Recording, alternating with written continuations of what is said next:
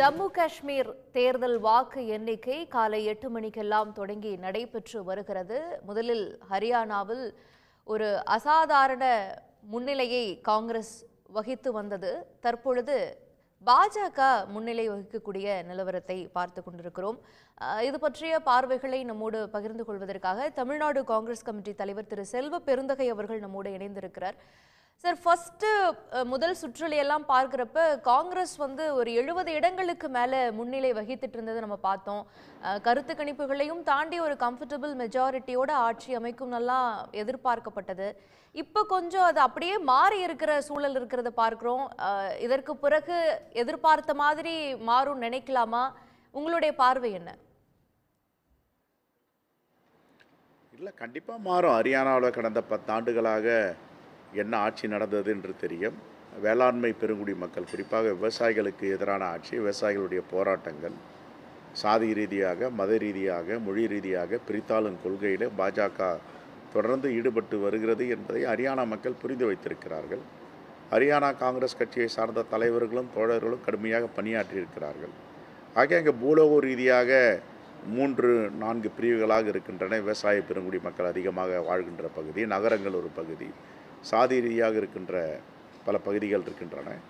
ஆகவே நிறைவாக இறுதியாக இந்த தீர்ப்பு வரும்பொழுது கண்டிப்பாக என்ன தேர்தல் கணிப்பு தொலைக்காட்சிகளில் பார்த்தோமோ அப்படி காங்கிரஸ் பேரியக்கம் தனி மெஜாரிட்டியோடு ஆட்சி அமைப்பதற்கான வாய்ப்பு 100% இருக்கிறது.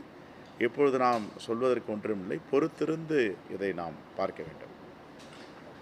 இப்போ நீங்க சொன்ன இந்த முக்கியமான காரணிகள் எல்லாம் தேர்தலில் முக்கிய பங்காற்றி இருக்கும் அப்படின்னு எதிர்பார்க்கப்பட்டது. கட்சி ரீதியாகவும் கடைசி நேரத்தில் குமாரி செல்ஜா அவர்கள் ஒரு பொறுப்புக்கு கொண்டுட்டு வரப்படுறாங்க. அது தலித் வாக்குகளை சரி செய்வதற்கான ஒரு யுக்தி அப்படின்னு பார்க்கப்பட்டது. இன்னொரு பக்கம் ஆட்சிக்கு வரும் பட்சத்தில் காங்கிரஸுக்குள்ள யார் முதலமைச்சர் ஆவார்கள் என்கின்ற பிரச்சனை ஏற்படும் என்கின்ற ஒரு விஷயமும் பார்க்கப்பட்டது. அது கூட ஒரு செட்பேக்கா அமைஞ்சிருக்குமா? ஒருவேளை எதிர்பார்க்கப்பட்ட எண்ணிக்கை வரல அப்படின்னா அந்த ஃபேக்டர் இங்க ப்ளே பண்ணியிருக்கோம் அப்படின்னு நம்ம அனுமானிக்கலாமா?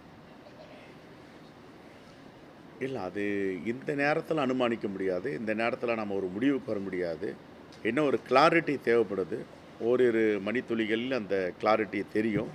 தெரிஞ்ச பேருக்கு நாம் எங்கே தவறு நடந்திருக்கு அப்படின்றத பற்றி நம்ம பேசலாம். இப்போ பேசுவதற்கு அது வாய்ப்பில்லை. குமாரி செல்ஜாலாம் கடுமையாக வேலை பார்த்துருக்காங்க. அது மட்டும் இல்லை, ஏற்கனவே காங்கிரஸ் பேரியக்கத்தில் அந்த மாநில தலைவராக இருந்தவர் சில கருத்து வேறுபாடால் பாஜகவுக்கு சென்றார். அவரும் மீண்டும் திரும்பி தலைவர் ராகுல் காந்தி முன்னிலையில் காங்கிரஸில் தன்னை ஐக்கியமாக்கி இருக்கிறார். அவரும் கடுமையாக பணியாற்றியிருக்கிறார். ஆகவே பொறுத்திருந்தான் பார்க்க வேண்டும். இதை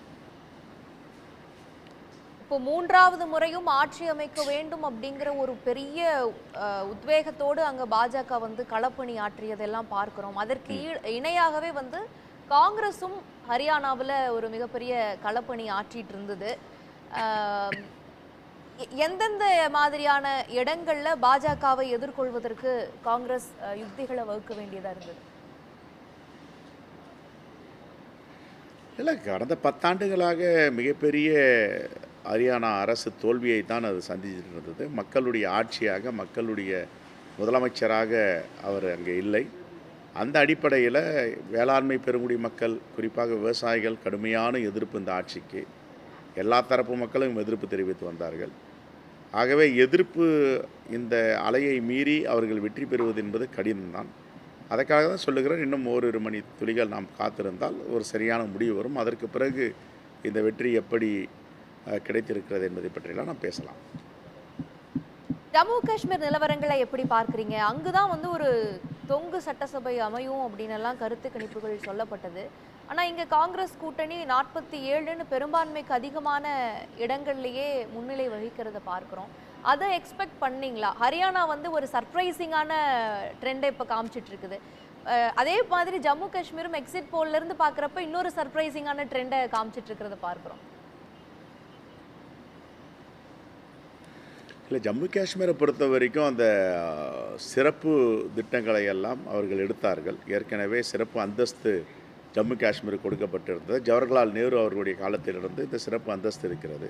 ஆனால் பாஜக ஆட்சிக்கு வந்த பிறகு இந்த சிறப்பு அந்தஸ்தை நாங்கள் எடுப்போம் என்று தேர்தலில் வாக்குறுதி கொடுத்து எடுத்தார்கள். காரணம் என்ன சொன்னார்கள்? சிறப்பு அந்தஸ்தை எடுத்தால் தொழிற்சாலைகள் வரும், தொழிற்சாலைகள் வந்தால் வேலைவாய்ப்பு அதிகமாக ஜம்மு காஷ்மீர் மக்களுக்கு கிடைக்கும் என்றார்கள்.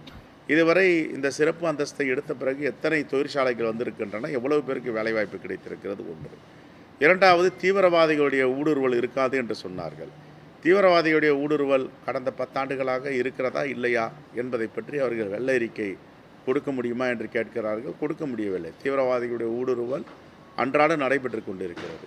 துப்பாக்கி சத்தம் இல்லாத ஜம்மு காஷ்மீர் என்று சொன்னார்கள். இந்த சிறப்பு அந்தஸ்தை எடுத்தால் துப்பாக்கி சத்தமே கேட்காது, நாங்கள் அடக்கி விடுவோம், ஒடுக்கி விடுவோம் என்றார்கள்.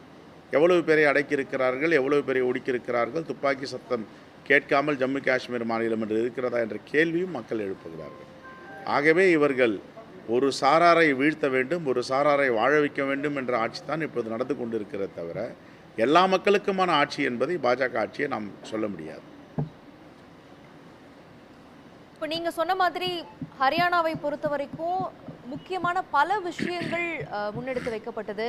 ஜம்மு காஷ்மீரில் ஆர்டிக்கிள் 370, அதே மாதிரி முஸ்லீம் எதிர்ப்பு பிரச்சாரங்கள், இது போன்ற விஷயங்கள் வந்து பாஜகவுக்கு எதிராக வாக்குகளை திசை மாற்றி இருக்கும் அப்படின்னு நம்பப்பட்டாலும், ஹரியானாவை பொறுத்த வரைக்கும் ரொம்ப கம்ஃபர்டபுளான ஒரு பிளேஸ் தான் இருந்தது. ஆன்டி இன்கம்பன்சி இருந்தது.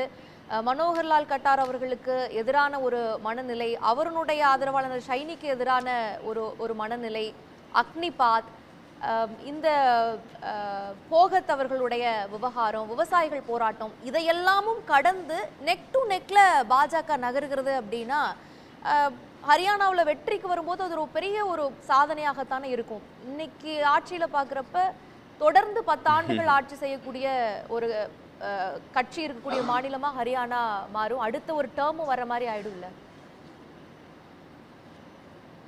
இல்லை, அப்படி மக்கள் அந்த தீர்ப்பை கொடுக்க மாட்டாங்க. நம்ம ஒரு முடிவுக்கு வர வேண்டாம், பொறுத்திருந்து பார்ப்போம்.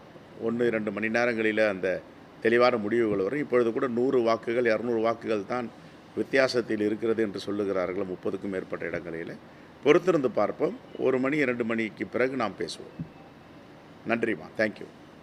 Thank you sir. தேங்க்யூ. திரு மதுர் சத்யா, இதை நம்ம எப்படி பார்க்கலாம்? இப்போது ஹரியானாவில் வந்து ஒரு கம்ஃபர்டபுள் மெஜாரிட்டியோடைய ஆட்சிக்கு வரும் காங்கிரஸ் என்று எதிர்பார்க்கப்பட்டது. ஆனால் இன்றைக்கி அது அப்படியே அப்சைட் டவுனாக இப்போ வந்து மாறி இருக்கிறத நம்ம பார்க்குறோம். இந்த ட்ரெண்ட்ஸ் மாறுறதுக்கான வாய்ப்பு இருக்குமா? ஏன்னா நிறைய தொகுதிகளில் 200-300 வாக்குகள் தான் வித்தியாசம் இருக்குது அப்படின்னா அது 2 கட்சிக்குமே ஒரு பெரிய வெற்றின்னு சொல்லிட முடியாது. அதுக்கான காரணிகளாக அங்கே என்னென்ன அமைஞ்சிச்சு? இல்லை, ஆக்சுவலி நீங்கள் இப்போ 49 பொசிஷன்ஸில் லீடிங்னு சொல்கிறாங்க இல்லையா, அது வந்து சாத்தியமே கிடையாது அப்படிங்கிறத நம்ம பார்க்குறோம். ஏன் அப்படின்னா மோடி அலை முழு வீச்சில் இருந்த 2014லேயே, காங்கிரஸ் மீது அதிருப்தி இருந்த 2014லேயே அவங்க 47 சீட்டு தான் ஜெயித்தாங்க. அப்படி இருக்கும்போது 10 வருஷம் ரொம்ப மோசமான மத்திய ஆட்சியிலும் சரி, ஹரியானா ஆட்சி நம்ம முன்னே சொன்ன மாதிரி நேஷனல் ஆவரேஜில் எல்லாத்துலேயுமே ஒர்ஸாக இருக்குது. அப்படின்னும் போது கண்டிப்பாக 49 சீட்டு ஜெயிக்கிறதுக்குலாம் அங்கே வாய்ப்பே கிடையாது. ஏன் அதையும் தாண்டி நெக் டு நெக்கு போகிறாங்க? நான் இப்போ முன்னாடியே செல்வ பிறந்தகையானு சொன்ன மாதிரி எல்லாத்துலேயும் 100-200 வாக்குகள் தான். ஈவன் வந்து சைனி அவர்களே, முதல்வர் சைனி அவர்களே பார்த்தீங்கன்னா ஒரு 2 ரவுண்டுக்கு முன்னாடி வந்து ட்ரெயிலிங்கில் இருந்தார், இப்போ தான் திருப்பி லீடிங்கில் வந்திருக்காரு. இந்த மாதிரி நடக்கிறதுக்கு காரணம் என்ன அப்படின்னா பெரிய அதிருப்தி அங்கே இருந்தது. கண்டிப்பாக கட்டார் அவர்கள் மேலே அதிருப்தி இருந்தது. அவர் வந்து ஜாட் சமூகத்தை சார்ந்தவர் இல்லை அப்படிங்கிற ஒரு அதிருப்தி, அவருடைய ஆதரவாளராக ஷைனி இருக்கிறாரு அப்படிங்கிறது. இந்த செகண்ட் டேர்ம்லயே வந்து ஒரு கம்ஃபர்டபுளா அந்த ஆட்சி நடக்கல. பயங்கரமான சண்டைகள் இருந்தது. குறிப்பாக ஜேஜேபி கட்சியோட சம சண்டைகள் இருந்தது. இப்போ இவர் ஆச்சாரி அவர்கள் சொன்னபோது என்ன சொன்னார்னா, மனோகர் கட்டார் வந்து ரிசைன் பண்ணது வந்து காரணம் வந்து அவர் வந்து நாங்கள் மத்திய கொண்டு போகிறோன்னு சொன்னார். ஆனால் ஓப்பனாகவே எப்படி அண்ணாமலை அவர்களும் எடப்பாடி அவர்களும் அடிச்சுக்கிட்டாங்களோ அதே போல் அங்கே வந்து ஜேஜேபியும் வந்து இவங்களும் அடிச்சுக்கிட்டாங்க, அதனால தான் ரிசைனேஷன் கொடுத்தாங்க அப்படின்றது ஹரியானா மக்களுக்கு வெளிப்படையாக தெரிஞ்சது. ஆனாலும் இப்படி நெக் டு நெக் போகிறதுக்கு ஏன் காங்கிரஸுக்கு கம்ஃபர்டபுளாக இருக்கிற விக்டரியா இல்லாமல் இப்படி நெக் டு நெக் போகிறதுக்கு காரணம் என்ன அப்படின்னா, நீங்கள் வந்து தேர்தல்னு வரும்போது கூட இன்னொரு தரப்புக்கு கைகளை கட்டி விட்டுறீங்க. நீங்கள் அவங்க மேலே ரைடு நடத்துகிறீங்க, அவங்கள தூக்கி உள்ளே வைக்கிறீங்க, அவங்களுக்கான செலவு செய்கிறத கட்டுப்படுத்துறீங்க. ஆனால் பார்த்தீங்கன்னா இங்கே இப்பயும் கூட எலெக்ஷன் கமிஷன் வந்து பிஜேபிக்கான எந்த ரெஸ்ட்ரிக்ஷன்ஸும் போடல, அதிக அளவில் செலவு பண்ணிட்டு இருக்காங்க. ஒவ்வொரு ரேலியுமே பார்த்தீங்கன்னா ஒட்டுமொத்த மாநிலத்துக்குமே செலவு பண்ணுற, மற்ற கட்சிகள் செலவு பண்ணுறது இவங்க ஒவ்வொரு ரேலிக்கு செலவு பண்ணுறாங்க. சொல்கிற மாதிரி அவர் வந்து என்ன ஜஸ்டிஃபை பண்ணுறாருன்னா, அந்த ஒரு தொகுதிக்கு மட்டும் குர்மித் ரஹீம் உள்ளே போவானான்னு சொல்லிட்டாங்க அப்படிங்கிறத வந்து என்னமோ பெரிய ஜனநாயகத்தை தூக்கி பிடிச்ச மாதிரி பேசிக்கிட்டு இருக்காங்க. ஒரு கைதான ஒரு கன்விக்ட் செய்யப்பட்ட ரேபிஸ்ட் வந்து 7 முறை பரோலில் விடுவிக்கப்பட்டிருக்காரு. எப்பப்பெல்லாம் விடுவிக்கப்பட்டிருக்காருன்னா ராஜஸ்தான் தேர்தல் அப்போ, பஞ்சாப் தேர்தல் அப்போ, உத்தரப்பிரதேஷ் தேர்தல் அப்போனா அவர் விடுவிக்கப்பட்டு எல்லாத்துக்கும் போய் பிரச்சாரம் பண்ணுறாரு. அதே போல் தான் ஹரியானாவுக்கும் பிரச்சாரம் பண்ணுறாரு. அவர் என்ன பண்ணுறாரு அப்படின்னா, எப்படி வந்து மோடிக்கு ஒரு உக்தியை கண்டுபிடிச்சாங்க. எலெக்ஷன் கமிஷன் வந்து இந்த தொகுதியில் நீங்கள் பிரச்சாரம் பண்ணக்கூடாது சாயங்காலம் 6 மணிக்கு மேலே அப்படின்னா, அவர் பக்கத்து மாநிலத்தில் போய் பிரச்சாரம் பண்ணுவாங்க. அதை வந்து இங்கே லைவ் டெலிகாஸ்ட் பண்ணுவாங்க. அதே போல் அவர் உத்தரப்பிரதேசிலேருந்து உட்காந்துக்கிட்டு ஹரியானாவுக்கு பிரச்சாரம் பண்ணிக்கிட்டு இருக்காரு. அதனால் அவர் பர்சனலாக உள்ள வரணுன்ற அவசியம் கிடையாது. இப்படி எல்லாத்துலேயுமே வந்து இந்த அழுகுனி ஆட்டம் ஆடுற மாதிரி எலெக்ஷன் நடத்தும் முறையும் சரி, எலெக்ஷனில் இவங்க பிரச்சாரம் செய்யும் முறையும் சரி, எதிர் அணிக்கு வந்து கைகளை கட்டி விட்டு இவங்க எல்லா ஆயுதத்தையும் பயன்படுத்துகிறாங்க அப்படின்றது தான் அவங்களுக்கு சாதகமாக அமையுது வழியா. அவங்க ஒன்றும் பாலாரும் தேனாரும் ஓடும் ஆட்சியை கொடுத்ததுனால அவங்களுக்கு இந்த கம்ஃபர்டபுள் விக்டரியோ இல்லை இந்த லீடோ வரல அப்படிங்கிறத பார்க்குறோம். அண்ணன் சொல்றது போல் ஒரு மணி நேரம் 2 மணி நேரம் கழித்து பார்த்தா இந்த இது ரிவர்ஸ் ஆகிறதுக்கோ இல்லை இந்த கேப் வந்து பெருமளவு குறையிறதுக்கும் ஏகப்பட்ட வாய்ப்புகள் இருக்கிறத நம்ம பார்க்குறோம். இப்போ வினேஷ் போகத் அவர்கள் வந்து பெரிதும் எதிர்பார்க்கப்பட்டது. அங்கே வந்து 3 ஃபேக்டர்ஸ் முக்கியமாக ப்ளே பண்ணுச்சு. ஜவான், பைல்வான் இந்த மாதிரி எல்லாம் வந்து சொன்னாங்க, விவசாயிகள் இது அந்த மாதிரி. அப்போ அவர்களுடைய அது ஜாட் சமூகத்தை சேர்ந்த பெண்கள் மல்யுத்த வீரர்கள் வந்து களத்தில் இவ்வளோ தூரம் போராடுறாங்க அப்படின்றப்ப அது ஜாட் மக்களிடம் பெரிய கொந்தளிப்பை ஏற்படுத்தியிருக்கும் அப்படின்லாம் எதிர்பார்க்கப்பட்டது. அப்படி இந்த ஜுலானா தொகுதியில் களமிறக்கப்பட்டவர் தான் வினேஷ் போகத். அவர் இப்போ பின்னடைவை சந்திச்சுட்டு வராரு அப்படிங்கிறது கொஞ்சம் சர்ப்ரைசிங்காக தான் இருக்குல்ல? இல்லை, அவங்க லீடிங்கில் தான் இருந்தாங்க, அவங்க ஜெயிப்பாங்க அப்படின்றதான் இப்பவும் கூட எதிர்பார்ப்பு. ஆனால் வந்து அவங்க எதிர்த்து போட்டியிடுற கேண்டிடேட்டு வந்து பாப்புலாரிட்டி கம்மி இருக்கிற கேண்டிடேட் கிடையாது. அவர் வந்து அந்த மாநிலத்தோட யூத் விங் செக்ரட்டரி, அவர் பாஜகவின் இளைஞரணி செயலாளர், அவரும் ஜவான் தான். அவங்களுக்கு தெரியும். இப்போ நீங்கள் சொன்னீங்க இல்லையா, ஜவான், மல்யுத்த வீரர், இந்த மாதிரியான பண்புகள் இருக்கு இல்லையா, ஹரியானாவில் எதெல்லாம் பாப்புலாரிட்டி இருக்கோ அவரும் ஒரு மல்யுத்த வீரராக இருந்திருக்காரு, அவரும் வந்து ஆர்மியில் இருந்திருக்கிறாரு. அந்த மாதிரியான பாப்புலாரிட்டி உடையாள் தான் அவர். அதனால் வந்து ஒரு ஸ்டேட்டஸ் ரீதியாக பார்த்தீங்கன்னா அவர் எக்ஸ்பீரியன்ஸ்டான ஆள், அந்த மாதிரி நெக் டு நெக் ஸ்டேட்டஸ் தாங்க. இங்கே மக்களுக்கான அதிருப்தி தான் நம்ம வந்து ஒரு எட்ஜ் ப்ளே பண்ணோம் அப்படின்னு நினச்சோம். அதுதான் ப்ளே பண்ணணும். இது இன்னும் எதிர்பார்க்கணும். இன்னும் முடிவுகள் வரல. அவங்க லீடிங்கில் இருந்தாங்க காலையில், இப்போ திருப்பி ட்ரெயிலிங்கில் போயிருக்காங்க. பல முக்கியமான கேண்டிடேட்ஸே பார்த்தீங்கன்னா எக்ஸப்ட் இந்த முதல்வர் காங்கிரஸ் முதல்வர் கேண்டிடேட் ஹூடா தவிர மற்ற எல்லா பெருந்தலைவர்களுமே மேலே கீழே போயிட்டு தான் வராங்க. அதனால் நம்ம பொறுத்திருந்து தான் பார்க்கணும். இது இப்போ ஹூடாவை பற்றி நம்ம பேசுகிறப்ப பூபேந்தர் சிங் ஹூடா அவர்களுக்கு அவரும் முன்பு முதலமைச்சராக இருந்தவர். இந்த 10 ஆண்டு கால ஆட்சிக்கு முன்பு ஹரியானாவில் ஆட்சி பீடத்தில் இருந்தவர். இப்போ வந்து திடீர்னு இவங்க குமாரி செல்ஜா அவர்களை வந்து களத்தில் இவங்க இறக்கும் பொழுது அங்கே ஒரு கான்ஃப்ளிக்ட் ஆஃப் இன்ட்ரெஸ்ட் இருக்குது அப்படிங்கிற ஒரு விஷயமும் பேசப்பட்டது. அது எலெக்ஷனில் ரெஃப்ளெக்ட் ஆகுமோ அப்படிங்கிற ஒரு பார்வை இருக்குது. இல்லை, அது அப்படி நம்ம எடுத்துக்க முடியாது. ஏன்னா அவங்க வந்து காங்கிரஸ் தெளிவாக தான் சொல்லிட்டாங்க. அவங்க வந்து Hooda is not retired and he is not tired அப்படின்ற ஸ்டேட்மெண்ட்லாம் கொடுத்துட்டாங்க.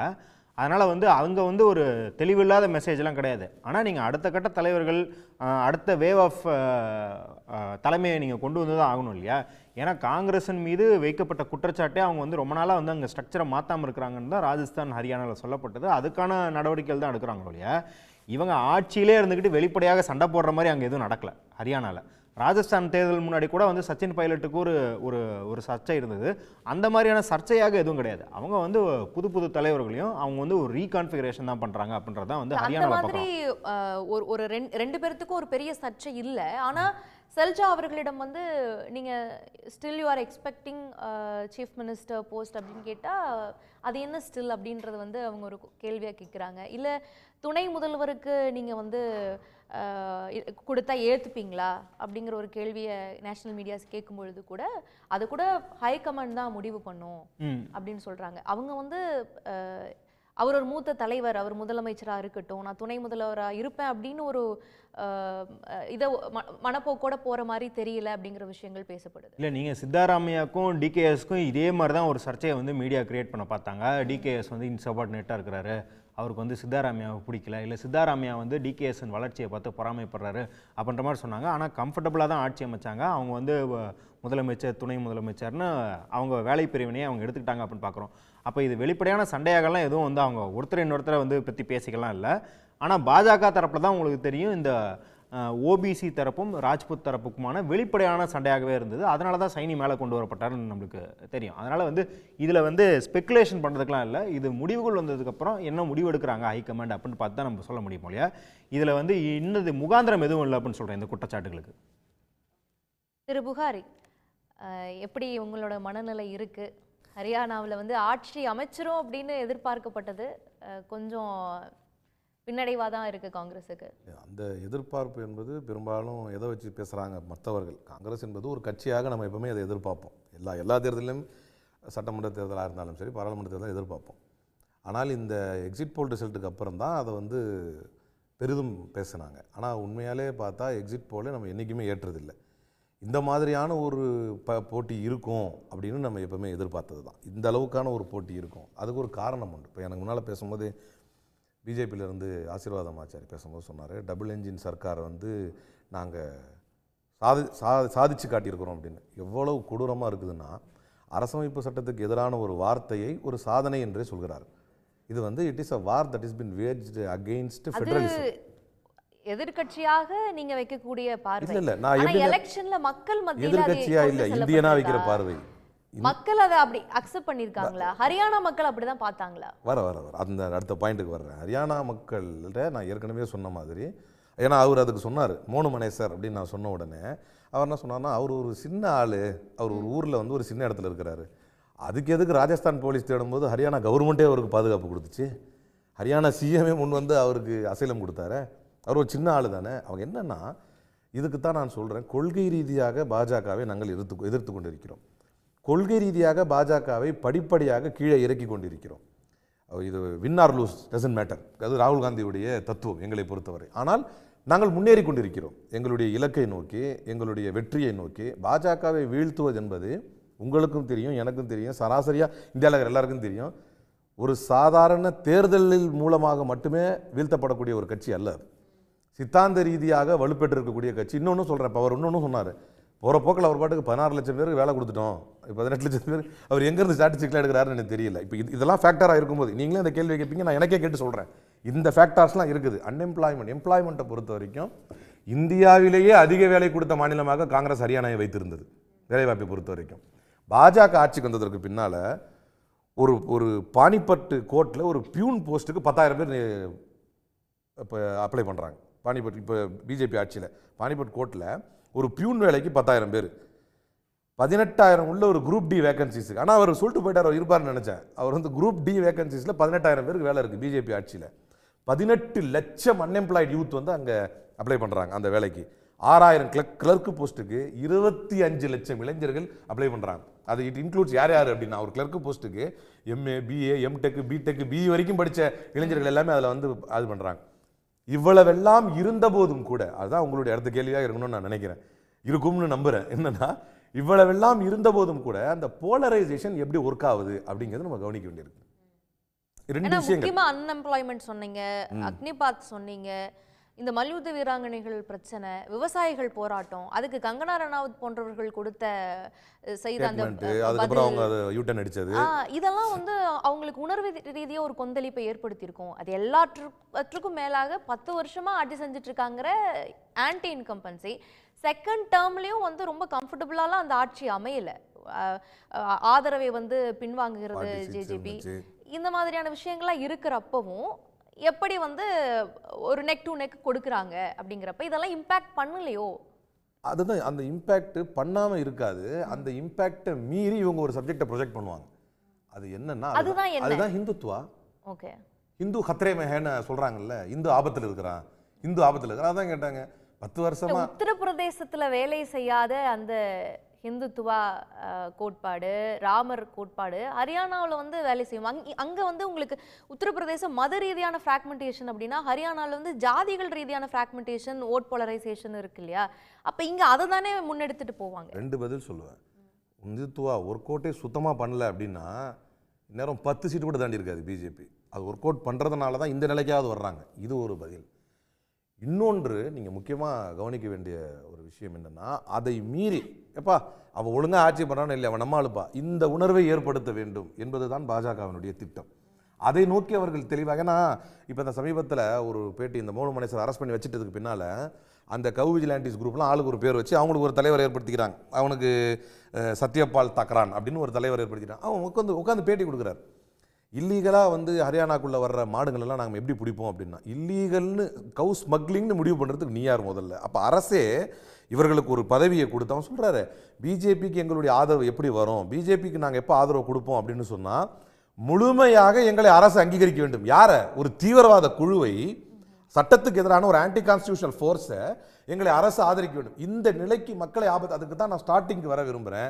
தலைவர் ராகுல் காந்தி பாஜகவை எதிர்க்கும் பொழுது வெறும் அன்எம்ப்ளாய்மெண்ட்டு, வெறும் வந்து வேலைவாய்ப்பின்மை, வெறும் வந்து விலைவாசி, இதை பற்றி பேசாமல் லவ் வில் ஓவர் கம் ஹேட்டுங்கிற தத்துவத்தை முன்வைப்பதற்கு காரணமே இங்கு அதை விட ஒரு பெரிய ஆபத்தை பாஜக இந்த தேசத்திற்கு முன்வைக்கிறது. அதை நோக்கி நாம் சென்று கொண்டிருக்கும் பொழுது படிப்படியாகத்தான் இவர்களை இறக்க முடியும் என்கின்ற சூழ்நிலை. இப்போ நான் இதை சொன்னேன் இல்லையா, இதெல்லாம் ஆன்டி கான்ஸ்டிடியூஷனல் ஒர்க்கு அப்படின்னு. இங்கே பாருங்க, காஷ்மீர் தேர்தல் நெருங்கிய நேரத்தில் பிப்ரவரிக்கு கொடுக்கப்பட்ட நோட்டிஃபிகேஷனில் வந்து அதை வந்து ஜூலையில் அப்ளை பண்ணுறாங்க காஷ்மீரில். எப்படி அப்படின்னா, transaction of business of the government of union territory of Jammu and Kashmir amendment rules 2024 கொண்டு வந்து அந்த நோட்டிஃபிகேஷனில் என்னென்னா, காஷ்மீரில் இனி ஒரு சீஃப் செக்ரட்டரியை நியமிக்கிறதா இருந்தாலும், ஒரு டிஜிபி, இப்போ நீங்கள் முந்தா நேற்று வந்து உமர் அப்துல்லா ஒரு ட்வீட் போட்டார். என்னன்னா, எல்ஜியை வச்சு டோட்டலாக கவர்மெண்ட்டுடைய எல்லா பவரையுமே வந்து இப்போ பிஜேபி தக்க வச்சுக்க பார்க்குது, அப்படி செய்யக்கூடாது, அப்படி எனக்கு செக்ரட்டரியிலேருந்து நியூஸ் வருதுன்னு சொன்ன உடனடியாக வந்து ஹோம் மினிஸ்டர் ரிப்ளை அப்படி ஒரு ஐடியாவே கிடையாது அப்படின்னு அந்த ட்வீட்டை அப்படியே வச்சுக்கிட்டு அவர் எதை பேஸ் பண்ணி சொல்கிறாருன்னு பார்த்தீங்கன்னா, ஜூலையில் வந்த நோட்டிஃபிகேஷன் என்ன அப்படின்னா, clause B sub rule 2 of rule 50 படி லெப்டினன்ட் ஜெனரலுடைய ப்ரையர் ரெஃபரன்ஸ் இல்லாமல், யார் லெப்டினன்ட் கவர்னருடைய ப்ரையர் ரெஃபரன்ஸ் இல்லாமல் இனி காஷ்மீரில் ஒரு பப்ளிக்லி எலெக்டட் ஒரு கவர்மெண்ட்னால ஒரு சீஃப் மினிஸ்டரு ஒரு சீஃப் செக்ரட்டரி நியமிக்க முடியாது. அதை விடுங்க, ஒரு டிஜிபி கூட நியமிக்க முடியாது.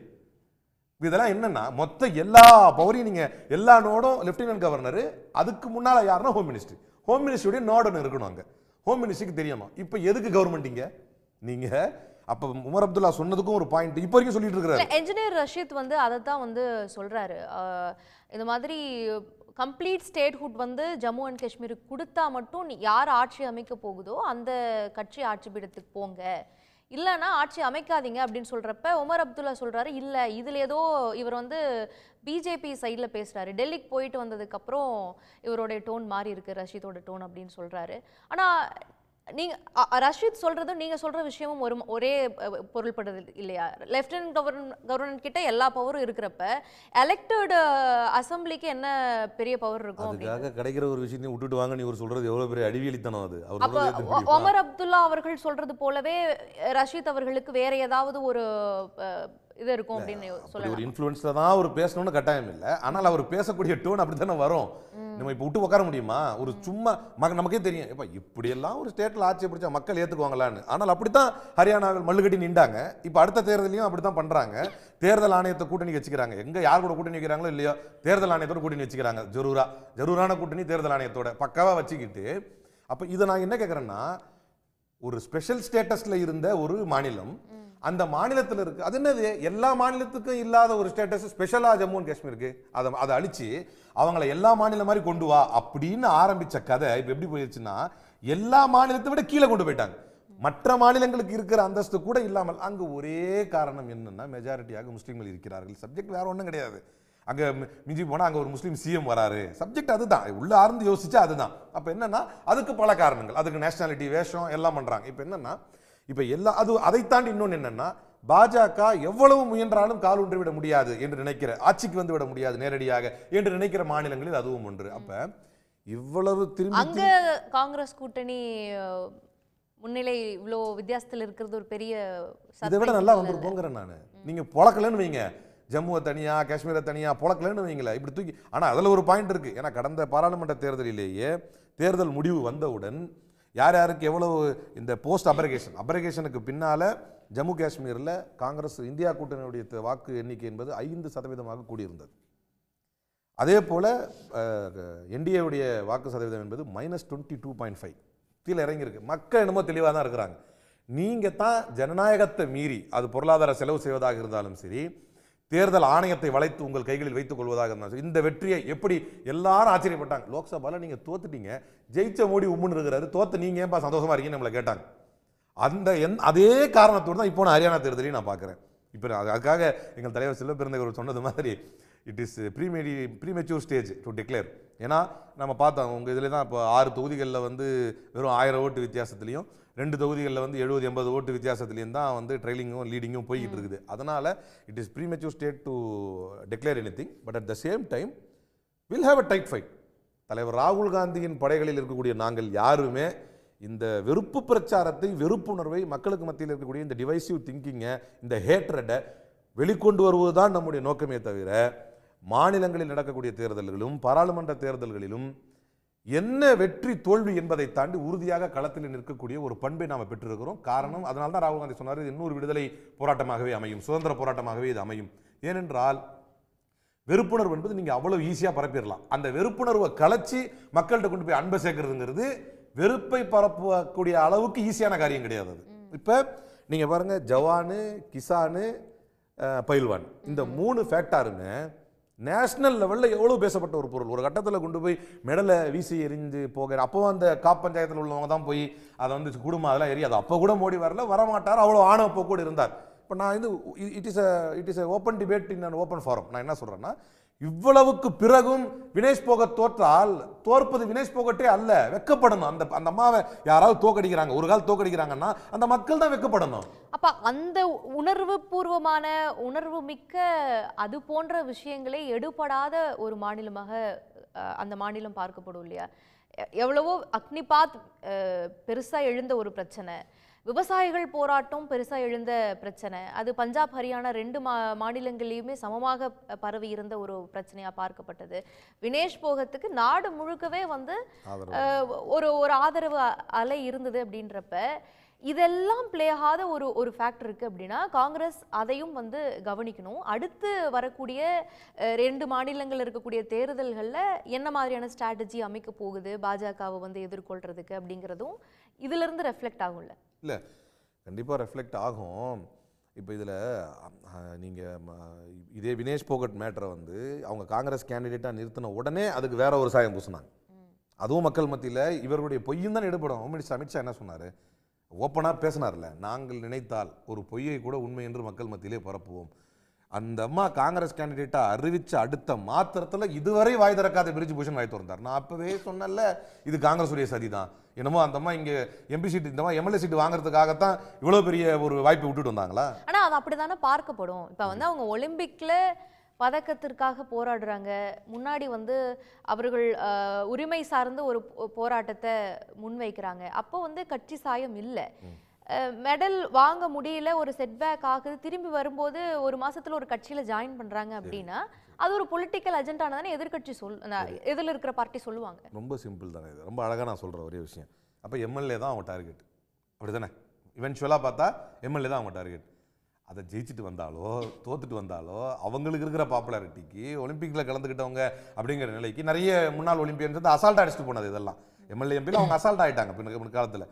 இவ்வளவு பெரிய போராட்டம், அதுவும் ஆளுகின்ற அரசு எப்படின்னா, நிறைய பேர் முதுகெலும்பு இல்லாமல் பத்திரிகையாளர்கள், காவல்துறை அதிகாரிகள், உயர் அதிகாரிகள், ஏன் சில சமயங்களில் வேதனையான விஷயம் நீதிபதிகள் கூட தங்களுடைய நீதி நேர்மையை விட்டுட்டு போய் பல நேரங்களில் பிஜேபிக்கு ஆதரவாக பேசியதை, கருத்து தெரிவித்ததை இப்போ சமீபத்தில் உச்சநீதிமன்ற தலைமை நீதிபதி கூட நீதிபதியை கண்டிச்சார், கர்நாடகா உயர்நீதிமன்ற நீதிபதியை கண்டிச்சார், இப்பெல்லாம் நீங்கள் பேசக்கூடாது அப்படின்னு சொல்லி. அந்த அளவுக்கு போயிட்டு இருக்கிற வேலையில் அவங்களுக்கு எம்எல்ஏ தான் இலக்குன்னா அது ஈஸியாக வாங்கியிருக்கலாமே. இவ்வளோ பெரிய போராட்டத்துக்கு பிறகு வாங்கணும்னு அவசியம் இல்லை. ஒன்று, குற்றச்சாட்டை வைத்தது வினேஷ் போகட் மட்டும்தானா? எப்படி போக்சோ ஆக்டில் வந்து அக்ரவேட்டட் செக்ஷுவல் அசால்ட்டில் பதிவு செய்யப்பட்ட பிரிஜ் பூஷன் சிங் கடைசி வரை எப்படி கைது செய்யாமல் தப்பித்தார்? as far as my legal knowledge is concerned, சட்ட அறிவு சரியாக இருக்குமே. ஆனால் அக்ரவேட்டட் செக்ஷுவல் அசால்ட்டில் போக்சோவில் பதிவு செய்யப்பட்டு கைதே செய்யப்படாத ஒரு நபர் இந்தியாவில் இருக்கிறார், ஆனால் அது பிரிஜ் பூஷன் தான். அப்பெல்லாம் யார் பின்னால் இருந்தா? 10 வருஷமாக ஆட்சியில் இல்லாத, அல்லது இப்போ சேர்த்தா 11 வருஷமாக ஆட்சியில் இல்லாத காங்கிரஸ் சொல்லித்தான் பிரிஜ் பூஷனை வந்து கைது பண்ணாமல் பார்த்துக்கிட்டாங்களா? காங்கிரஸ் சொல்லி அப்படி பார்த்தாலும் என்ன நன்மை எதிர்பார்த்து காங்கிரஸ் வந்து வினேஷ் போகட் நிற்க போறாங்க? அல்லது வினேஷ் போகட் வந்து எம்எல்ஏ ஆசை இருந்தது அப்படின்னு சொன்னா, வினேஷ் போகட்டுடைய ஒருவருடைய அரசியல் ஆதாயத்துக்காக தான் இவ்வளவு பேர் போராடினாங்களா? சாட்சி மாலை கொண்டு வந்த அந்த மெடல்லாம் தூக்கிட்டு போய் வீசி எறிய பார்த்தாங்களா? அவங்களுக்கு அப்புறம் அந்த நடந்த ஹராஸ்மெண்ட்டுக்கு யார் பொறுப்பேற்பா? இவ்வளவு பெரிய போராட்டத்துக்கு யார் பொறுப்பேற்பா? சரி, ஒன்றும் இல்லை, தோத்து போயிட்டா அந்த வேர்ல்டு கப் டீமை போய் சும்மானாலும் பாக்கெட்டில் கை விட்டுருக்கிறவங்க பாக்கெட்லாம் கையெல்லாம் எடுத்து விட்டுட்டு கை கொடுக்குறாருல நரேந்திர மோடி, போய் ஒரு நாள் சும்மா நீ கேட்டு வர வேண்டியது தானே? ஜெயிச்சா மட்டும் தான் போவீங்களா? அல்லது ஒரு பெரிய அங்கீகாரமும் உங்களுக்கு பெரிய ஃபெமிலியாரிட்டி கிடைச்சா மட்டும் தான் போவீங்களா? குற்றச்சாட்டு தான் என்னன்னு கேளுங்களேன். கேட்டாரா நரேந்திர மோடி? அப்படி கேட்காதனால தானே பம்பாடாச்சு. இவங்க தரப்புல இருக்கிற குற்றச்சாட்டுலாம் விட்டுட்டாங்களே, அது எதனால பெரிய விஷயமாச்சு? காரணம் ஒன்னே ஒன்று தான், எதையோ சந்திக்கிற பிரதமர் ஏன் எங்களை சந்திக்கலன்னு கேட்டாங்க. இப்போ வரீங்க அப்படின்னு வந்திருந்தா முடிஞ்சிருக்குமே. நீங்கள் ஏன் வரலன்னா மடியில் கணாந்ததுனால வழியில் பயம் இருந்தது உங்களுக்கு, அதனால தான் நீங்கள் வரல. ஒரேடியாக அவங்க எம்எல்ஏ சீட்டு கேட்டாங்கன்னா இது சிம்பிளாக கிடைக்கும், அது உங்களுக்கே நல்லா தெரியும். அவங்களுடைய பிரபலத்துவம் அவங்களுடைய அக்காம்ப்ளிஷ்மெண்ட்லாம் வேற. ஸோ இதுவாக இருக்கட்டும். அப்போ இந்த நாடு பயப்பட வேண்டும். இவ்வளவு ஆபத்தான சூழ்நிலையில் விவசாயிகள், தேசத்தை பாதுகாக்கக்கூடிய இராணுவ வீரர்கள், இந்த தேசத்திற்கு பெருமை சேர்க்கக்கூடிய விளையாட்டு வீரர்கள், இவர்கள் அனைவரும் ஓரணியில் நின்று ஒரு ஆட்சிக்கு எதிராக நின்ற போதும் கூட அதை மீறி வெறுப்புணர்வு ஒரு கால் மிகைக்குமே ஆனால், அகைன் சொல்றேன், இவ்வளவு தூரம் முடிவு செஞ்சிட வேணாம், ஒரு கால் மிகைக்குமே ஆனால் இந்த நாடு ஆபத்தில் இருக்குது. மோகன் பகவத் சொல்ற மாதிரி ஹிந்து கத்திரமே அப்படி இல்லை, தேஷ் கத்திரமே, நாடு தான் ஆபத்தில் இருக்குது. அப்ப இதை மையப்படுத்தி தான் நம்முடைய மகாராஷ்டிரா தேர்தலும் அமைய வேண்டும். இதை மையப்படுத்தி தான் நம்முடைய அடுத்த கட்ட தேர்தல்கள் அமைய வேண்டும். டெல்லிக்கான தேர்தலும் அமைய வேண்டும். ஏன்னா நீங்க டெல்லி தேர்தல் ரிசல்ட் கூட பாருங்களேன். ஏன் கேஜ்ரிவால் ரிசைன் பண்ணாருன்னு என்கிட்ட கேட்கும்போது நான் தான் சொன்னேன். அதாவது அவர் பிரச்சாரம் பண்ணி கூட அவரால் ஜெயிக்க முடியல அப்படின்னு சொன்னா பாஜக எழுப்பக்கூடிய இந்த பொய் பிரச்சாரம் எடுபட்டு விட்டதோ? எந்த பொய் பிரச்சாரம்? அவர் உண்மையிலேயே குற்றவாளி தான். நான் அதுதான் சத்யா கிட்ட கேட்கணும்னு நினைக்கிறேன். திரு சத்யா, இப்போ சுதந்திரம் அடைஞ்சதிலிருந்து இந்த எலெக்ஷன் அரசியல் போக்கு இதில் நிறைய எவல்யூஷன்ஸ் நடந்திருக்கும். நிறைய நாடாளுமன்ற தேர்தல், சட்டமன்ற தேர்தல்கள் எல்லாம் நாடு சந்திச்சிருக்கும். இப்போ மக்கள் வாக்களிக்கும் மனநிலை அப்படிங்கிறது வேற மாதிரி மாறி இருக்குதோ? அது கட்சிகள் வைக்கக்கூடிய அஜெண்டாவை வச்சு அவங்க எவ்வளோ இன்ஃப்ளூயன்ஸ் பண்ணுறாங்கங்கிறத பொறுத்து மாறுதோ? ஏன்னா ஹரியானாவில் இவ்வளவு முக்கியமான பிரச்சனைகள்லாம் முன்வைக்கப்பட்டது. இந்த மல்யுத்த வீராங்கனைகள் களத்தில் இறங்கி போராடினாங்க. பிரதமர் பார்க்கணும்னு எதிர்பார்க்கப்பட்டது. நம்ம பேக் டு எமர்ஜென்சி பீரியடுக்கு போனோம்னா இந்திரா காந்தி அவர்களை, இப்போ சீதாராம் யெச்சூரி அவர்கள் இறந்த போது வெளிவந்த அந்த விஷயம், ஜேஎன்யூவில் துணைவேந்தர் பதவியில இருந்து அவங்க இறங்கணும், ஏன்னா அவங்க ஆட்சியை இழந்துட்டாங்க அப்படி சொல்றப்ப அவர்களுக்கு சரிசமமாக ஒரு முன்னாள் பிரதமர் நின்று பேசுறாரு. அதுவும் அவங்க ஒரு பெரிய உவகையாலாம் எடுத்துக்கல. ஒரு பிரதமர் நம்ம பக்கத்தில் நிற்கிறாங்கங்கிற ஒரு பெரிய அசட்டையாலாம் எடுத்துக்கவே இல்லை. அப்படி ஒரு அரசியல் போக்கு இருந்தது. ஆனா இன்னைக்கு இவ்வளவு போராடும் பொழுது சரியா தப்பா என்பது ஒரு விசாரணை ஒரு பக்கம் நடக்கட்டும். ஆனா நம்ம போய் கேட்கணுங்கிற ஒரு மனநிலை பிரதமருக்கு வரல அப்படின்னா அது போல ஒரு அரசியல் போக்க மனரீதியாக மக்கள் தழுவிட்டாங்க, ஏத்துக்கிட்டாங்க. அதுதான் எல்லா பக்கமும் ரெஃப்ளெக்ட் ஆகுது. இது போல எண்ணற்ற பிரச்சனைகள் முன்வைக்கப்பட்டாலும் அது பெருசா எடுபடாதோ அப்படிங்கிற மாதிரி இருக்கு. அந்த மனநிலை மாற்றம் எப்படி இருக்கு பாக்குறது? இது நீங்க இப்போ உடனே இப்போ 2024 நம்ம கண்டுபிடிச்சது கிடையாது. 2022 உத்தரப்பிரதேஷ் அசம்பிளி தேர்தல் நடந்தது. அங்க எல்லாரும் என்ன எதிர்பார்த்தாங்கன்னா, உத்தரப்பிரதேஷ்ல அவங்க ஜெயிச்சா கூட ஹத்ராஸ்லையும் லக்கிம்பூர் கேரியில் அவங்க தோத்துருவாங்க. ஏன்னா ஹத்ராஸில் நீங்கள் எண்ணி பார்க்க முடியாத ஒரு கொடூரம் நடந்தது. அதை ஆட்சியில் இருக்கிற யோகி ஆதித்யநாத் எப்படி கவர் பண்ண ட்ரை பண்ணாருன்னு உலகறிஞ்சுது. அதே போல் லக்கிம்பூர் கேரியில் விவசாயிகள் மேலே ஜீப்புட்டு ஏற்றுனது, ஒரு மத்திய அமைச்சரோட மகனே துப்பாக்கி ஏந்தி சுட்டதெல்லாம் பார்த்தாங்க. அவர் கன்விக்ட் ஆனார். இருந்தும் கூட அந்த ரெண்டுலேயுமே பாஜக பெரிய மெஜாரிட்டியில் ஜெயிச்சது. அந்த 2 தொகுதியிலுமே, லக்கிம்பூர் கேரிலையும் சரி ஹத்ராஸ்லையும் சரி. அதுதான் அண்ணன் சொன்ன மாதிரி என்ன அப்படின்னா, இதை தாண்டி ஒரு இந்து அரசியலை பண்ணுறாங்க. ஒன்றும் இல்லை, விவசாயிகள் போராட்டம் நடந்துக்கிட்டு இருந்தபோதே பஞ்சாப்ல இருந்த எதிர்ப்போ ஹரியானாவில் இருந்த எதிர்ப்போ வெஸ்டர்ன் யூபியில் கிடையாது. வெஸ்டர்ன் யூபியில் கேட்டபோது ஆமாம் அது தனி பிரச்சனை, ஆனால் அவர் எங்காலு, மோடி எங்காலு அப்படின்னு சொல்கிற ஒரு போக்கு வெஸ்டர்ன் யூபியில் இருந்தது. அது 2022 வரைக்குமே நீடிச்சதை நம்ம பார்த்தோம். ஸோ இப்போ என்ன அப்படின்னா, நீங்கள் சொன்ன மாதிரி இது இந்த எசன்ஸ் ஆஃப் டெமோக்ரஸி அப்படின்னு சொல்கிற அடிப்படை தன்மையை இங்கே மாறிக்கிட்டு வருது அப்படின்றத பார்க்குறோம். அது ஒரு லீடர் அப்படின்றவர் தானாக முன் அதை மாற்றணும். ஆனால் அவரே தான் இதை ஃபியூவல் பண்ணுறாரு. ஏன்னா நீங்கள் மணிப்பூர் பத்தி எரியும் போது 2 மாதம் அங்கே போகாத ஒருத்தர் அகமதாபாத் ஸ்டேடியத்தில் உட்காந்துட்டு கைத்தட்டி ரசிக்கிறாரு அப்படின்னும் போது அதை மக்கள் ஏற்றுக்கொள்ளும் மனநிலைக்கு இங்கே இருக்கிற ஊடகமும் இங்கே இருக்கிற அரசியல்வாதிகளும் இங்கே இருக்கிற ஐடியாலஜின்னு சொல்கிற அறிவுஜீவிகளும் மாற்றி வைத்திருக்கிறார்கள் என்றால் அது எப்படி தேர்தலில் மட்டும் எப்படி உங்களுக்கு ரிஃப்ளெக்ட் ஆகும்? அதாவது ரிஃப்ளெக்ட் ஆகாமல் போயிடும். நீங்கள் இப்போ இங்கே வாரிசு அரசியல்னு சொல்லும்போது நம்ம என்ன சொல்கிறோன்னா, நீங்கள் சினிமா துறையிலேருந்து பத்திரிகை துறையிலேருந்து எல்லாத்துலேயும் வச்சுக்கிட்டு அரசியலில் மட்டும் அது ரிஃப்ளெக்ட் ஆகாமல் எப்படி எதிர்பார்க்குறீங்கன்னு சொல்கிற அதே வாதம் தான் இங்கேயும் பார்த்தீங்கன்னா, நீங்கள் எல்லா இடத்துலையும் அந்த மனநிலையை மாற்றி வச்சிங்க. அது ஒன்றும் இல்லை, ஒரு கிரிக்கெட் விளையாண்டா ஒரு ஷமி, அதான் ஒரு புத்தகத்தில் ஒரு வாசிப்பு ஒரு வரி படித்தேன். அது என்ன அப்படின்னா, ஸ்ரேயாஸ் ஐயர் 4 இன்னிங்ஸில் டொக்கு வாங்கினா கூட அவர் இந்தியன்னு ப்ரூவ் பண்ண தேவை கிடையாது. ஆனால் ஷமி ஒரே ஒரு இன்னிங்ஸில் விக்கெட் எடுக்காமல் போயிட்டார்னா அவர் இந்தியன்னு ப்ரூவ் பண்ணணும். அடுத்த மேட்ச்சில் விக்கெட் எடுத்து 5 விக்கெட் எடுத்தால் தான் அவர் இந்தியனாக திருப்பி சேர்க்கப்படுவார். அப்படின்ற மனநிலைக்கு நீங்கள் ஒரு கிரிக்கெட்டில் கூட மாற்றிட்டீங்க. ஒரு லட்டு விவகாரத்தில் பார்க்குறோம். ஒன்றுமே இல்லாத ஒரு 10 ரூபாய்க்கு போகாத லட்டுக்கு வச்சுக்கிட்டு 2 வாரமாக தேசம் முழுக்க ஒரு டிபேட்டை நடத்திக்கிட்டு அதில் யாருமே இன்வால்வ் இல்லை. அங்கே லட்டை உருட்டினவங்களும் இந்துக்கள் தான், லட்டை சாப்பிட்டவங்களும் இந்துக்கள் தான், லட்டை மேலாண்மை பார்த்தவங்களும் இந்துக்கள் தான். ஆனாலும் அதில் ஒரு இஸ்லாமிய வெறுப்பு, ஒரு இந்து மத வெறுப்பு, அதாவது கிறிஸ்துவ வெறுப்பை பரப்பிக்கிட்டு இருந்தாங்கன்னு பார்க்க முடியுது. அப்போ அதில் தான் நம்ம வந்து செயல்படுறோம் அப்படிங்கிற கான்சியஸ்னோட தான் வந்து செயல்படணும். அதனால தான் அண்ணன் சொன்ன மாதிரி என்ன சொல்கிறேன்னா, ராகுல் காந்தி வந்து நஃப்ரத் கி பஜார்மே மொஹாபத் கி துகான் சொல்கிறாரு. அதாவது அதில் பாருங்கள், அதில் அளவு தான் ரொம்ப முக்கியம். என்ன அப்படின்னா, முன்னாடி எக்ஸ்பிளைன் பண்ணும்போது சொன்னாங்க வெறுப்பை பரப்புறது ரொம்ப ஈஸி, ஆனால் அதில் அன்பை விதைக்கிறது தான் கஷ்டம். அதனால தான் அவர் என்னங்கிறாரு, நஃப்ரத் கி பஜார், அதாவது வெறுப்பின் சந்தையே இருக்கும்போது அங்கு அன்புக்கான ஒரு சிறிய கடையை போட்டிருக்கேன் அப்படின்றது தான் சொல்கிறார். அப்போ அந்த அந்த வாக்கியத்திலே உங்களுக்கு தெரியுது எந்த அளவுக்கு வெறுப்பு இருக்குது, எந்த அளவுக்கு அன்பு இருக்குது, அதை நம்ம பெருக்கணும் அப்படின்றது. அது ஸ்டெப் பை ஸ்டெப்பாக தான் போகும். அதனால தான் 2024 எலெக்ஷனில் அவங்க 240 தொகுதி பெற்று கூட்டணி கட்சிகள் உதவியோடு ஜெயித்த போதும் எதிர்கட்சி தான் இன்னும் பயங்கரமாக சந்தோஷமாக இருந்தாங்க. அதுக்கு காரணமும் அதுதான். இதுவே ஒரு பெரிய வெற்றி. ஏன்னா நாங்கள் கைகள் கட்டப்பட்டு எல்லா தரப்புலையும் தடுப்பு சுவர் எழுப்பப்பட்டும் இது இந்த அளவுக்கு வெற்றி பெற்றிருக்காங்க எதிர்கட்சிகள் அப்படின்றது தான்.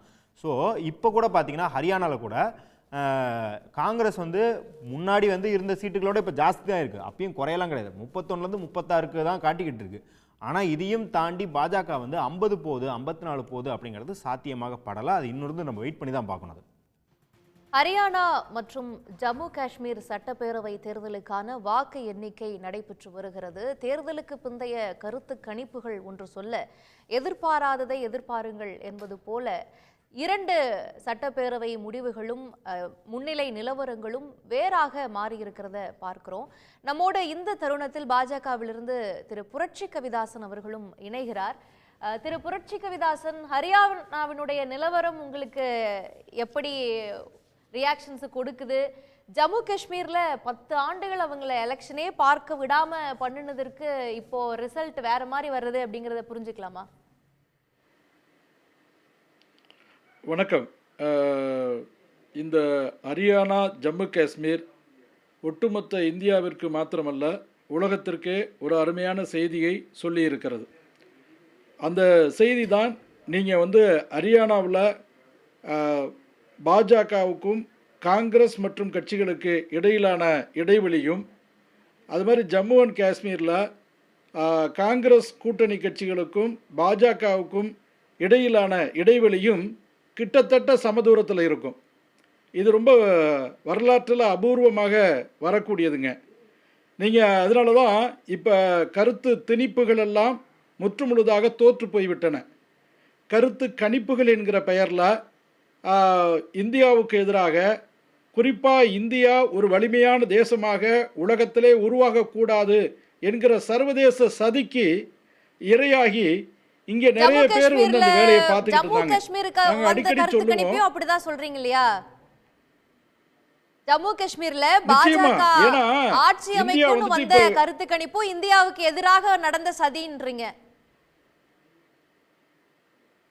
அதாவது இல்ல அந்த இடைவெளியை நான் சொல்றேன். அந்த இடைவெளியை மட்டும் நீங்க கணக்கில் எடுத்துக்கங்க. அதாவது ஏன்னா இந்த செய்தி ரொம்ப முக்கியமானது. வெற்றி தோல்வி என்பது வேறு விஷயம். இந்த தேசம் வலிமையாக உலகத்தின் உச்சாணி கொம்பிலே உட்கார வேண்டுமா வேண்டாமா? உட்கார வேண்டும் என்பது பாஜக, உட்காரக்கூடாது என்பது உள்நாட்டு வெளிநாட்டு சக்திகள். இந்த உள்நாட்டு வெளிநாட்டு சக்திகளுடைய துஷ்பிரச்சாரம், அந்த பிரச்சாரத்திற்கு மக்கள் கொடுத்திருக்கிற மகத்தான பதில் தான் இந்த இடைவெளி. ஜம்மு அண்ட் காஷ்மீரில் நாங்கள் 0 தான் இருக்கணும் நீங்கள் செய்து வைத்த பிரச்சாரத்திற்கு. காஷ்மீர் பள்ளத்தாக்கு வந்து இந்தியாவிலிருந்து முற்றுமுடிதாக அதுவும் ஒரு திறந்தவெளி சிறைக்கூடமாக இருக்கிறது அப்படின்னெல்லாம் எதிர்க்கட்சிகள் புலம்பினாங்க. சர்வதேச அமைப்புகளில், நிறுவனங்களில், சர்வதேச நாடுகளுடைய உச்சி மாநாட்டில் இந்த காஷ்மீர் பிரச்சனை கனமாக எழுப்பப்பட்டது. ஆனாலும் என்ன பதிலை காஷ்மீர் பள்ளத்தாக்கு மக்கள், ஜம்மு பள்ளத்தாக்கு மக்கள் கொடுத்திருக்கிறார்கள் என்பதை நீங்கள் ஆழமாக கண்டு உணர வேண்டும். இல்லைனா மேலோட்டமாக நாம் விவாதித்தோம்னா, பார்த்தோம் என்றால் இதுவும் ஒரு தேர்தல் என்று கடந்து போகக்கூடாது. அதான் இந்த செய்தி என்பது அழுத்தம் திருத்தமாக இந்தியாவை உலகத்தின் உயரத்திற்கு கொண்டு வருவதற்காக உழைப்பவர்களுக்கு வாக்களிக்க வேண்டுமா வேண்டாமா என்கிற ஒற்றை கேள்வியிலிருந்து மக்கள் முடிவெடுத்திருக்கிறாங்க. நீங்க ஜம்மு அண்ட் காஷ்மீர்ல வந்துட்டு பயங்கரவாதிகள், தேர்தல் களம் தீவிரவாதிகள். விவசாயிகளின் குரலையே கேட்கல பாஜக என்பதற்காக காங்கிரஸுக்கு நாங்க ஓட்டு போட போறோம், எங்கள் மல்யுத்த வீராங்கனைகளினுடைய அவமானப்படுத்தினாங்க, அதற்காக நாங்க காங்கிரஸுக்கு வாக்களிக்க போறோம், வேலை வாய்ப்பின்மை தலை தூக்கி இருக்கு, இது போன்ற விஷயங்களை அந்த தேர்தல் களம் பிரதிபலிச்சுச்சு. இந்த பிரச்சனைகளை எல்லாம் அட்ரஸ் பண்ணாம அதுதான் எப்படி நீங்க இந்தியாவை வந்து உலக அளவுல தரத்துல முன்னேற்ற போறீங்க? நீங்க திரும்ப திரும்ப நான் அதுதான் நான் ஒப்பிட்டு பார்க்கிறேன். சாக்சி மாலிக் வந்துட்டு இந்திய பிரஜை என்பது உண்மைதானே? அப்ப சாக்சி மாலிக் இந்திய பிரஜையாக இருந்தால் இந்தியாவுடைய நலனுக்கு எதிரானவர்களோடு இல்ல, மல்யுத்த வீராங்கனை சாக்சி மாலிக் இந்திய பிரஜையாக இருந்து இந்தியாவுடைய நலனுக்கும் வளனுக்கும் ஆதரவானவர்களோடு நிற்காம இந்தியாவுடைய வளத்திற்கும் நலத்திற்கும் எதிரானவர்களோடு அவர் கூட்டு சேர்ந்ததை மக்கள் ஏற்றுக்கொள்ளவில்லை.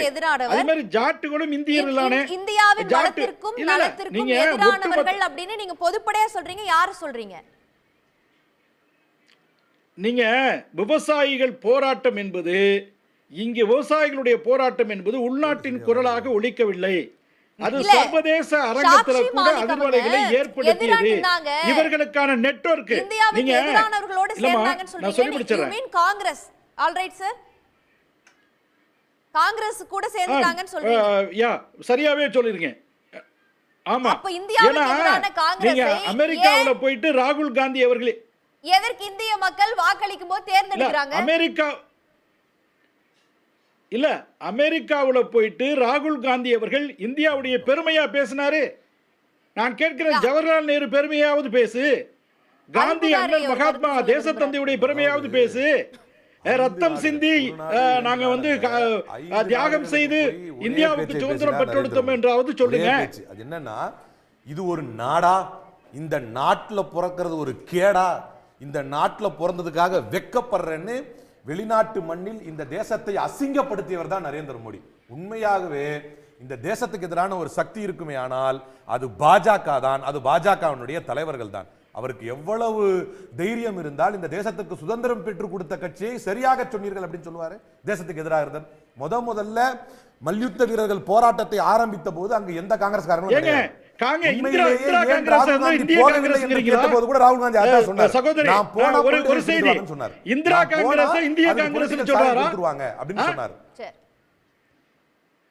புரட்சி கவிதாசன் இல்ல இந்திரா காங்கிரஸ் இந்தியா காங்கிரஸ்ங்கறாரா? இல்ல சரி, அது ஒரு பக்கம் இருக்கட்டும். இப்ப வெளியாகக்கூடிய முடிவுகளை வந்து தேர்தல் ஆணையம் வந்து அதனுடைய பக்கத்தில் உடனுக்குடன் வெளியிடல அப்படிங்கிற ஒரு சந்தேகத்தையும் காங்கிரஸ் எழுப்பி இருக்கிறத நம்ம பார்க்கிறோம். இதை எப்படி புரிஞ்சுக்கிறது? இல்ல, அதாவது முற்பகல்ல என்ன சொல்லுவாங்கன்னா, காங்கிரஸ் வந்து அமோகமா வெற்றி பெற்றா மக்கள் தீர்ப்பு, மகேசன் தீர்ப்பு அப்படின்னு வர்ணிப்பாங்க. பிற்பகல்ல உண்மை வெளியில வரும் பொழுது அது இவிஎம் தீர்ப்பு அல்லது தில்லுமுள்ளு அல்லது தேர்தல் ஆணையம் அப்படின்னு சொல்லுவாங்க. இது காங்கிரஸ் உடைய வாடிக்கையான மொழி, வாடிக்கையான வசனம்.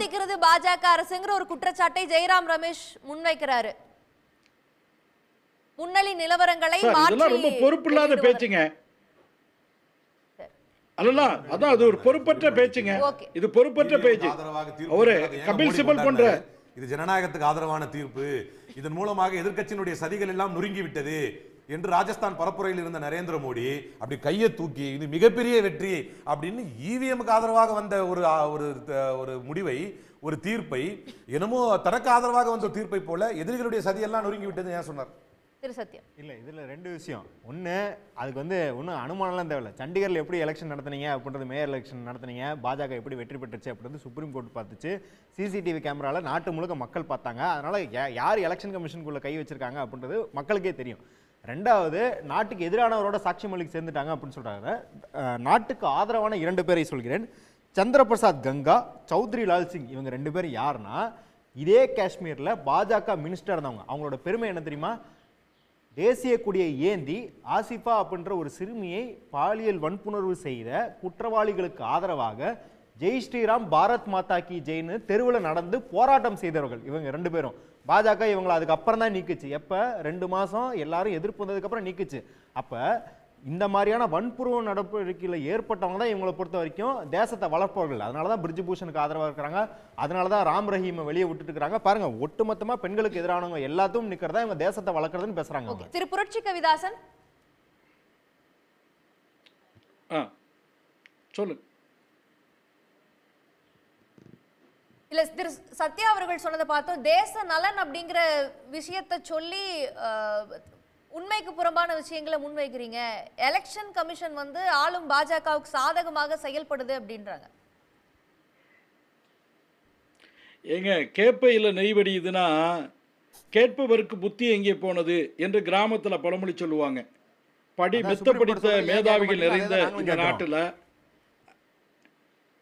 சார் நான் பேசுகிறேன் சார், நான் பேசிடுறேன்.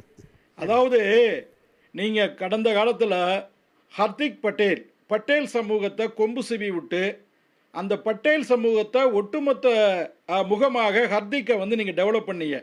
அப்போ எல்லாரும் பார்த்தாங்க, உண்மையிலே பட்டேல் சமூகம் ஒரு நில உடைமை சமூகம், விவசாய தொழிலாளர்கள் நிறைந்த சமூகம், விவசாய முதலாளிகள் நிறைந்த சமூகம், மகாராஷ்டிராவில் விதர்பாவில் அந்த வளர்ச்சிக்கு காரணமாக இருக்கக்கூடிய சமூகம், அந்த சமூகத்தை பாஜகவுக்கு எதிராக நிறுத்திவிட்டோம் அப்படின்னு கொண்டாடினீங்க.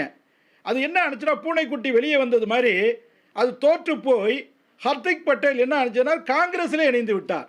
இதெல்லாம் ஒரு நாடகங்க. ஹர்திக் பட்டேலை ஒட்டுமொத்த பட்டேல் சமூகத்தினுடைய பிரதிநிதியாக நிறுத்தி அரசியல் செய்து பட்டேல் மக்கள் மத்தியிலே வெற்றி பெற முடியாமல் கடைசியா அது வந்து காங்கிரஸ்ல கரைஞ்சதை நம்ம பார்த்தோம். அதே ஜிக்னேஷ் மெக்கானின்ட்டு ஒரு பட்டியல் சமூக தலைவரை உள்ள வைக்கிறீங்க, பெயில் கொடுத்து அவர் எலெக்ஷன் சந்திச்சிருக்காரு. இப்போ வந்து சரி என்ன பேசிட்டு இருக்காரு இவரு? ஹர்திக் பட்டேல் உங்காலே சார் என்ஜினியர் ரஷீத் கூட கூப்பிட்டு மிரட்டுது பாஜக என்கிற பார்வை ஒவ்வொரு அப்துல்லா வைக்கிறாரு. நீங்க சொன்ன எல்லா தில்லுமுள்ளு தகுதாரங்கள்லாம் பண்ண ஹர்திக் பட்டேல் பிஜேபியில் இருக்காரு. இப்ப எம்எல்ஏ பிஜேபியில. சார் காங்கிரஸ்ல இணைந்தாரா இல்லையா கடந்த காலத்தை பாருங்கன்னு தான் சொன்னேன். நிகழ்காலத்தை பாருங்க சார். நிகழ்காலத்துல உங்களோட காங்கிரஸ் கட்சியில அது தோற்று போய் விட்டது. பிஜேபி காரங்களுக்கே இல்ல, பிஜேபி அது பத்தி வேற. தெரியல சார். தோற்று போய் போன் யாரு பார்க்காம நிறுத்துறா? ஹரியானா சீஃப் இப்ப மினிஸ்டர் யாருன்னு சொல்லுங்க அப்படின்னு சாட்சி, கேட்பாங்க போல இல்லங்க, இருக்கு. அந்த அளவுக்கு சொல்றீங்க இல்லங்க, சார். பிஜேபி காரே சாட்சி, காங்கிரஸ் காரன் இல்ல, இல்ல, திட்டிட்டு சாட்சி, இந்தால போட்டு நீங்களே இல்லங்க, திட்டிட்டு சேம் சைடு கோல். இல்லங்க, சாக்ஷி மாலிக் இல்லங்க, சொல்லி முடிச்சிருங்க. சாக்ஷி மாலிக் கேட்டா ஹர்திக் பட்டேல் வரீங்க, ஹர்திக் மல்யுத்த வீராங்கனை நேற்றைக்கு எங்கயாவது ஒரு இடத்துல இருந்து பதில் இல்லங்க, நான் கேக்குறேங்க சார், அதுதான் கேக்குறேங்க. அவர் வந்துட்டு ஹர்திக் பட்டேல் அந்த பட்டேல் சமூக தலைவரா இருந்து காங்கிரஸ்ல இணைஞ்சாரா இல்லையா அதை மட்டும் சொல்லுங்க. இன்னைக்கு இருக்கிற சாக்ஷி மாலிக் காங்கிரஸுக்கு ஆதரவா போனாரா இல்லையா? ஒரே கேள்வி புரட்சி கவிதாசன், நமக்கு நேரம் இல்ல. இறுதியா இப்போ இந்த இரண்டாவது முறை ஹரியானா ஆட்சி அமைச்சப்பவே மனோகர்லால் கட்டார் அவர்கள் வந்து அவருக்கு ஆதரவளிச்சவங்க வாபஸ் பெற்றுறாங்க. அதற்கப்புறம் கொஞ்சம் கடினமாகத்தான் அந்த ஆட்சியை நகர்த்த முடிஞ்சதா இருந்துச்சு. இப்ப மீண்டும் ஆட்சிக்கு வரும்போது பிரச்சனை இல்லாம எடுத்துட்டு போயிட முடியுமா?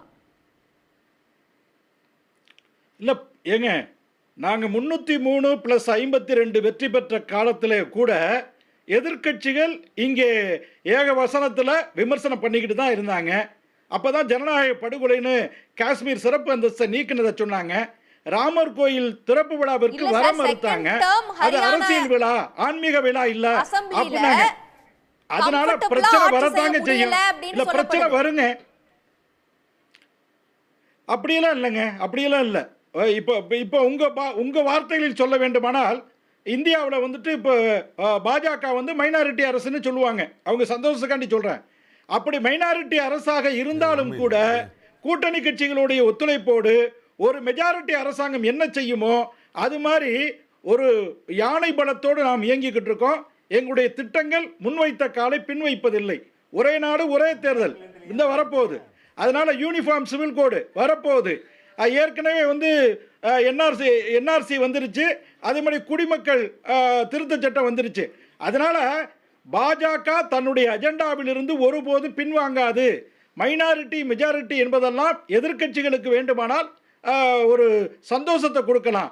பாஜக மக்களுடைய நன்னம்பிக்கையை பெற்றிருக்கிறது. மோடி என்பவர் ஒரு தனி மனிதர் அல்ல, ஒரு சித்தாந்தம் என்பதை புரிந்து கொள்ளுங்கள்.